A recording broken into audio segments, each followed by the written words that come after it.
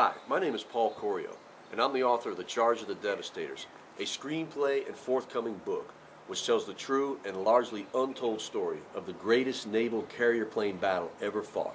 A battle that pitted an underdog American force against a gargantuan invasion fleet with everything on the line. This underdog American force was the only thing standing between that massive fleet and the west coast of the United States of America. It was a do-or-die battle.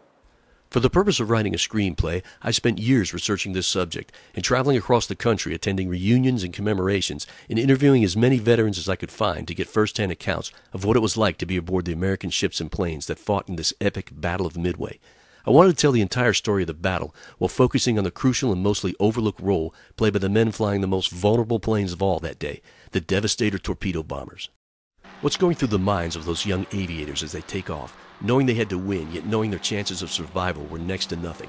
What was it like for sailors and crew to watch the awesome spectacle of the carrier plane launches that day, knowing many of their buddies were taking off into eternity? What was it like to be in a Devastator squadron, alone, without escort, charging in at wave-top level, desperately trying to get to the enemy carriers as flak explodes everywhere and fighters swarm in?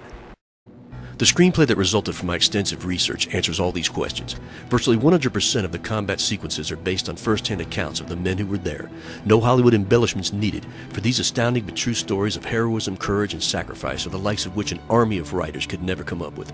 Many of these stories have never been made public, and with many of the men I've interviewed over the years having sadly passed on, there are some stories that only I can now tell, and that's where you can help. For as I continue working towards getting my script produced, it's time to put all the stories I've compiled into book form where nothing's left on the cutting room floor.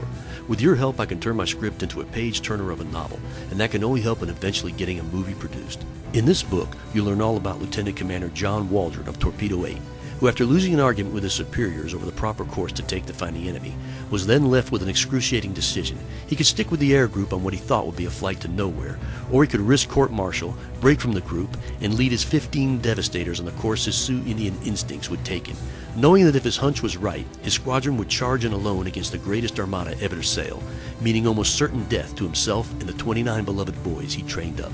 You'll learn the unknown story of how his single decision set in motion an amazing sequence of events that led to the incredible American victory. Then there's Lloyd Childers, who after Pearl Harbor was hit, does all he can to get into his younger brother Wayne's squadron to fight alongside him, a move that placed him in the backseat of a death-trapped Devastator on that June 4th day, his 21st birthday. Wayne watches Lloyd give the Boxer's victory salute as his Devastator launches from Yorktown.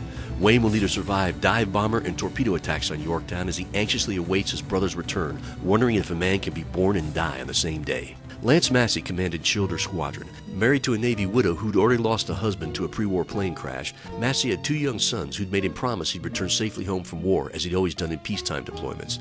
Massey had let him barely survive the Navy's first airborne torpedo attack just 3 months prior, and he well knew that going up against the cream of the Japanese Navy gave him little chance of keeping his promise to his sons. Had these and many other heroes of Midway not fought as they did, who knows how many thousands more lives it would have cost to ultimately win the war, and how many millions of future descendants, you and I perhaps, would never have been born. We need to honor and pay tribute to these brave men to whom we owe so much. All these men, their names should be household names, and that's what I want to do. We owe our freedom. Everybody watching this today, we owe our freedom to these men. I want to make their names household names, and you can help me do it. It's a great story. It needs to be told. So many of these veterans, there's so few of them left. Let's get the story told for them and for the men who went on before them, and for the men especially who sacrificed on that day. Help me tell this story. I appreciate it. Thanks.